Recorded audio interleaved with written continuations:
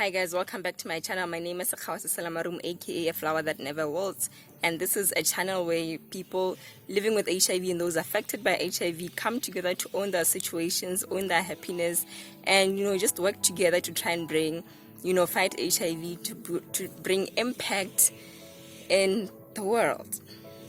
Today I'll be talking about a very serious issue that has hit us globally, and it's the coronavirus, as you can see from my description. And it started late December 2019, and it's been it hit China very hard, in January and Feb. Some people even lost their lives because of coronavirus. But now, because of that, we've never had any cases in Africa. Only just this week we just had our first cases of coronavirus. My question is, are we ready as African countries to fight the coronavirus? Do we have enough resources? So in this video, I'll be discussing that and zooming into the different countries, but more especially Botswana. Are we ready are we well prepared for this coronavirus? And yeah, that's what I'll be discussing in this video.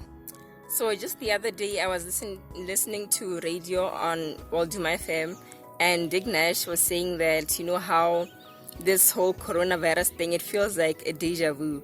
Like what he was saying is that how this whole thing is happening is more or less the same way as how HIV struck Botswana. It's like we didn't really take it seriously at first, and then that's how we ended up having a lot of people losing their lives. And at first it was just casual, like, okay, HIV. Then later on, stigma built up and discrimination and all that. So to him, he says that this whole thing seems like a deja vu of what happened in the early 2000s in Botswana. And if there is one thing about us, Botswana, we like touching. And as some of the precautions of how to reduce the spread of corona is that avoid touching. And how we greet is that we touch we greet with our hands, we touch and all that. And it's very difficult for us to get that message through, because you find that we still greet each other with our hands. I won't lie, and we still hug. It's happening. And one of the things is that even in bars, you find that people, they're sharing bottles, because this is Botswana. And I don't know, I think it still hasn't hit us that corona is just here. It's about to strike. So coronavirus has had a global impact. Some of the ways, businesses have been going down, slowing down. Some businesses have been booming, like the pharmaceutical companies that are selling the masks and the like. But also, some currencies have been going down, declining. Like the South African rand has went down. And just this week, the WHO has declared corona as a pandemic, meaning that it's affecting the whole world. So that's how serious it is. Corona being a pandemic disease, are we prepared in Africa to fight the disease? More especially in Botswana, are we ready? Because now we've had cases whereby our neighboring country, South Africa, has declared or has confirmed 24 cases this week of patients with positive corona results. So are we really prepared as African countries to fight this virus? And in terms of travel, we've seen this week the United States of America banning all travel, meaning that no people are going in or out of the United States of America. But in Botswana and South Africa, people have been going in and out between the two countries. So are we really prepared as African countries to fight this corona at the rate at which we're making decisions? And now that we are allowing people to travel in and out of different countries, is the border security that tight? Did we implement enough to actually detect corona very quickly? I've heard that in some borders of different countries, they actually just ask for your symptoms Do you have flu? Are you coughing, sneezing? Those flu-like symptoms. They just ask you those general questions. And obviously some people aren't going to tell you that, yeah, I think I have flu, because they know that moment they tell you that, they're going to be taken into the self quarantine system. And obviously if they wouldn't want to stay away from their family, so they're just going to lie like, no, I don't have flu, I'm okay. Even though some countries do check your temperatures and the like, but I feel like we still don't have enough equipment to detect this coronavirus at an early stage at our border posts and stuff. So maybe we might as well just stop the travel between the countries. I think that's the best decision. Also, if we're still going to continue, do we have disinfectants at border posts for the travelers for them to use? Or we're just casual, okay, we'll just wash our hands, it's okay, it'll be enough. So those are some of the things that I want us to discuss more, and I feel like we're still a bit relaxed about the whole corona thing, because maybe it hasn't hit us hard in Africa. But this whole week we've been hearing of cases whereby the numbers are actually skyrocketing. They've been increasing, and some of these cases, they've originated from people who traveled in Italy and stuff. And we've had the first African who actually has a positive coronavirus results. So are we prepared enough, Africans? Are we really prepared? And some of the countries that I think we need to applaud, countries like Uganda, where they've implemented this system where all the travelers coming into the country, they're going into, I think, 16-day self-quarantine, if they're from the different countries that have been affected by the corona. And I think this was a week or two ago, where if they're from this, it was the 16 countries. Before, we've had a whole lot of other countries that have had confirmed cases of corona.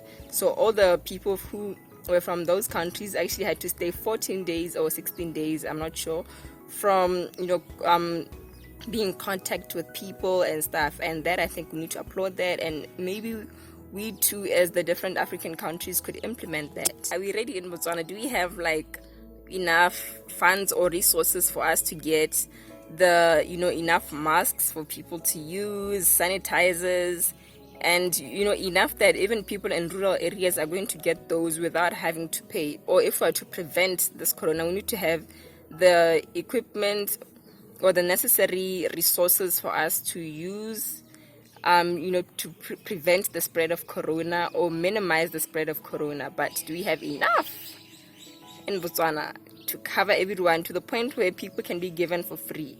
And then the other issue that I want to discuss is testing centers. Do we have enough and effective labs for us to actually genetic sequence to test for this coronavirus? I know that we've had, I think it was around end of Feb or something, we've only had 2 labs that actually tested for coronavirus, which was in the whole, in 2 out of the 54 countries that are in Africa. It was only in Senegal and South Africa.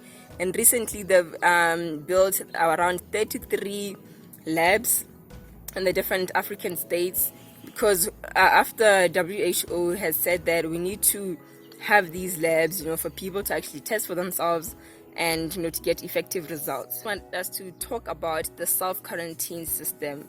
In Africa, you find that, or should I say in Botswana, we have homes where we have small houses or even decent houses where you find that a lot of people stay in that house. Maybe about 4 people will be sleeping in that house. And according to how we can minimize coronavirus is that we need to, with the whole self-quarantine system, is that we need to reduce contact between the people. But now if we're having 6 people sleeping in the same house, bedroom, then it won't be effective. So my question now is, do we have enough resources to give people in rural areas, especially those, because you find that a whole family will be living in the same house and stuff? Are we going to provide them with temporary housing for them to stay in to reduce overcrowding and stuff like that? Is that going to be provided? And the other point that I want us to talk about is that major events have been cancelled because of coronavirus, and some have been postponed. But let's talk about the cancelling part. So they have been cancelled because we want to reduce overcrowding in different areas. But now, schools and universities, life continues. So aren't we putting these students at risk if at all we're trying to minimize the coronavirus? Shouldn't schools and universities also go on like maybe a short break until we see where this corona thing is going? No, it's just a question. And lastly, to like more or less summarize this whole conversation, is that in Africa we've had, from 2016 we've had the Ebola outbreak. And now my question is, did we learn anything from Ebola that we can take forth to help us maybe fight corona? Because some of these countries, the DRCs and stuff, they still have these facilities that were used to to quarantine people who had Ebola, and also the facilities to detect for Ebola or infectious diseases. Yes, let me put it that way, to test for infectious diseases. Are they going to be using those? And these countries still have those isolation facilities and expertise to control infectious diseases. But now the only difference is that how you test for Ebola is different to how you actually test for the coronavirus. So that it could be a win-lose situation, but are we going to utilize the facilities that we have as those different countries to actually fight coronavirus? Again, we'll have to wait and see. And lastly, the richer developed countries, nations, they're also battling with the Ebola outbreak and everything. And because of these countries, they're always out and ready to help us as African countries. But now, because that they're also battling with coronavirus, there's no how they can quickly turn to us and assist African countries, because they too are actually having a tough time. So, my African people, are we ready for coronavirus? Botswana, are we ready for coronavirus? Prevention, is it there? Is the education going in? Are the people responsive to whatever information they're getting? Okay, and lastly, I don't want us to panic of what I just said.